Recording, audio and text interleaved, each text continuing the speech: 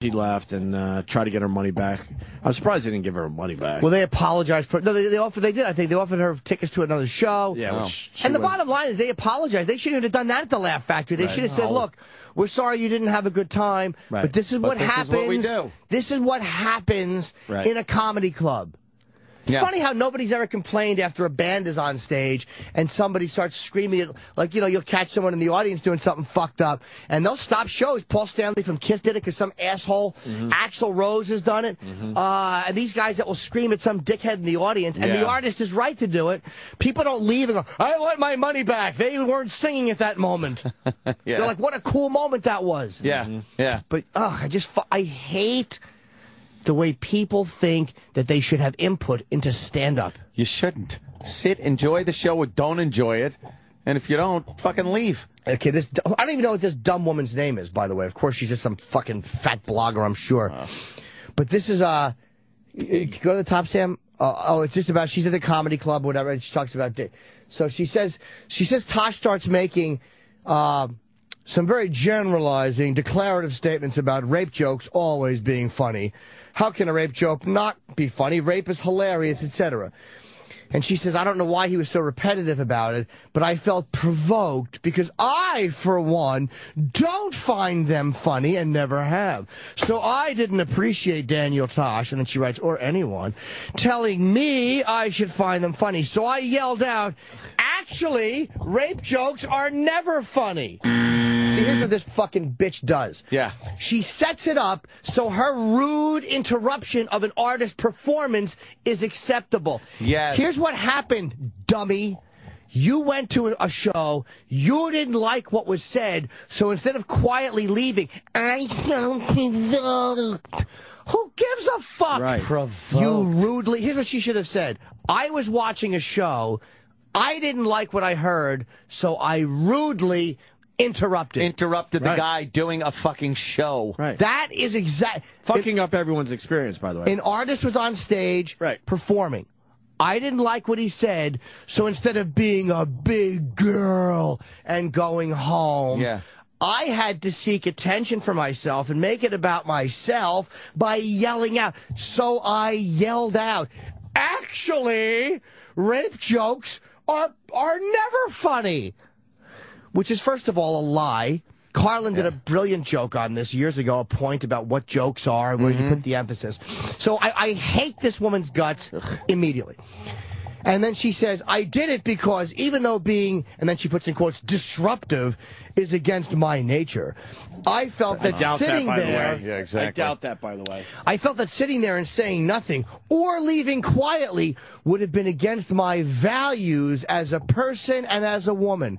So basically, what you're saying is allowing an artist to perform without interruption is against your values as a person and as a woman. So what you're saying is you have to agree with an artist to not interrupt what he's doing. To not interrupt them. So if that guy was painting something that religiously she disagreed with, say he was painting something she found objectionable as a woman. If you're a woman and you back Islam, radical Islam, you're a pretty interesting woman to me. So I guess if that guy would say painting something Islamic or praising Islam, I guess you should go over and throw paint on it because an artist is giving something that you object to. She felt provoked. Yeah, she felt provoked. So she had to. What if she was watching a Broadway show and the subject matter was something she didn't agree with? Would she stand up and interrupt the actors in the middle of a fucking live performance, just like a comic is doing, a live performance? Would she do that and feel that she was justified? She might. But if she did it in a movie, everybody in the movie would go, shut the fuck up, bitch. Well, think of Book of Mormon. That's some edgy shit. Maybe she wouldn't like that. I don't see people standing up and going, whoa, I don't like what you're doing right there. Bitch. So she says, I don't sit there while someone tells me how I should feel about something as profound and damaging as rape. He's not telling you, you dummy. And by the way, he's not talking to you personally, you dummy. Yes, you do sit there because you've paid to go to a comedy club and hear what the artist is saying. You don't have to agree with it. And if you don't like the show and you walk up to the manager and go, I'd like a refund, okay. That, to me, is a fair course of action. I got a question, Jimmy. Is it ever acceptable to heckle a comedian? Never. There you go. For what? There you go. Your opinion as an audience member doesn't need to be heard by anybody else. Yep. It is very acceptable to walk out of his show. Yeah. It's very acceptable to ask for your money back. Is it acceptable if you don't like what you heard from a comic to go home and blog about it? Yes. There you go. That's your opinion. There you go. You are allowed to voice your opinion. Yeah, I don't begrudge this woman. I can't comprehend wanting to blog about it. Right. Again, it's just this little fucking, please do something. But, sure, that's acceptable. It was an experience you had that you didn't enjoy. But she didn't just do that. She fucking blurted out shit during a live performance. Well, then she played the victim. That's what people do. They play the fucking victim. Yeah. And then she says, after I called out to him, Tosh paused for a moment and he goes, hey, wouldn't it be funny if that girl got raped by like 5 guys right now? Like right now. Hilarious. What if a bunch of guys just raped her? And then she said, I, completely stunned and finding it hard to process what was happening, but knowing I needed to get out of there, immediately nudged my friend, who was completely stunned as well. Oh, yeah. And we hightailed it out of there. It was humiliating, of course. Hightail's easy to fuck. Especially since the audience guffawed in response to Tosh, their eyes following us as we made our way out of there. I didn't hear what the rest of what he said about me. So here's what happened. Good. This fucking dummy rudely interrupts. Yeah. Tosh smashes her.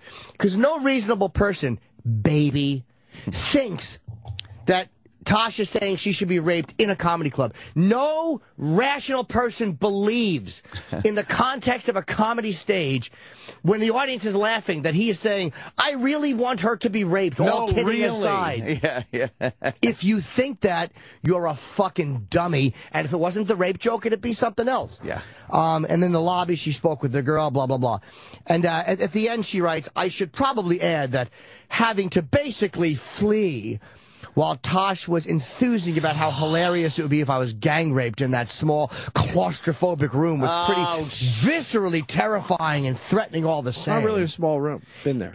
Even if the actual scenario was unlikely to take place. Right there. Oh. She admits she knows that that's not a real scenario. Right. But what she does, the same way how this fucking cunt set up her rude interruption to justify it, she now sets up why, even though I know this is ridiculous, here's why everything I'm doing and saying right now is acceptable, and it's a fleeing. This, she has to justify. She knows that she's a fucking shit, and she is just justifying what she wants to say. Where'd that go? At the end, she goes, unlikely to take place. The suggestion of it is violent enough and was meant to put me in my place. No, the suggestion, the response was responding to your heckle. Right. You fucking dummy. She would have a legit argument if Tosh was doing his act and then singled her out for no reason. And just started railing and going, her about wouldn't it be funny rape? if that girl in the white shirt got raped?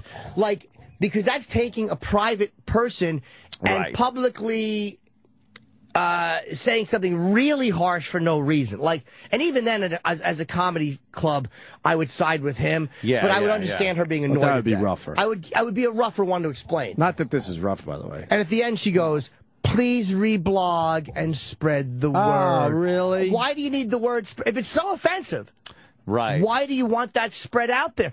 Oh, that's right. Now you're a part of the story, and you're the victim, and you want to be noticed. Your blogs weren't doing it, so now you want this to do it. And she wants him shut down. Oh, I hate this fucking chick, and anyone that likes her is a dummy. Yes. So I don't even watch Tasha's show. I've heard it's great. I mean, literally, Louis said good things about it. Kyle said it's fucking hilarious. Yeah. And I don't know Tosh. I've met him once or twice. He interviewed me once for a comedy center. He's a very nice dude. You don't need to know the person to defend what's right. But you know what kind of a comic is. He's an edgier comic.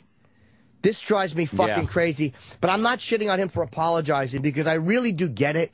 Like, when you're making, he has millions at stake, dude. I mean, Daniel Tosh is fucking making money. Yeah. It's just not worth it. When his show is already edgy. Comedy Central gives this guy a lot of leeway. It's not worth it. I bet she sits there going, I made him apologize. Look what I did. Yeah. I made him. Ugh. And I've really, I've thought about the apology in general that we hear almost on a daily basis a lot lately. And the reason why I don't have a problem with it anymore is because these guys are just put out there by themselves without their company or anybody supporting and helping them. Yeah. You know what I mean? Right.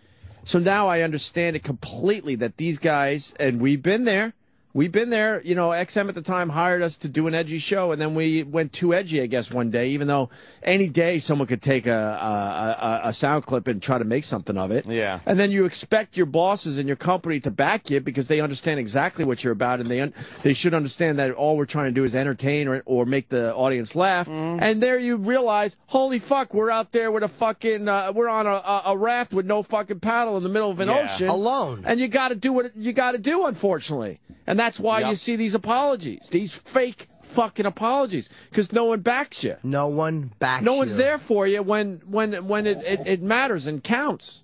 You know who they back? No South Park. Because South Park refuses to, like the way South Park handles shit. Right. Go fuck yourself, and they move on and do something harsher.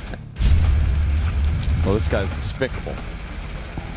Well, I wouldn't say that.